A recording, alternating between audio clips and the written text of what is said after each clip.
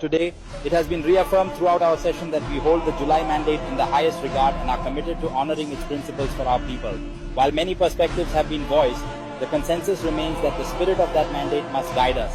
As we move forward, we must ensure the promises made during that historic time are reflected in our legislative actions, ensuring a legacy of integrity and respect for the people's will. In accordance অবিলম্বে বিবেচনা করা হোক। আবার বলেন উত্থাপিত আকারে বিবেচনা করা হোক। আবার বলেন অবিলম্বে বিবেচনার জন্য আবার উত্থাপন করুন। বৈদেশিক কর্মসংস্থান ও অভিবাসী আইন 2013 অধিকতর সংশোধন কল্পে আনিত বিলটি মহান জাতীয় বৈদেশিক কর্মসংস্থান ও অভিবাসী সংশোধন বিল 2026 অবিলম্বে উত্থাপিত আকারে অবিলম্বে বিবেচনা করা হোক।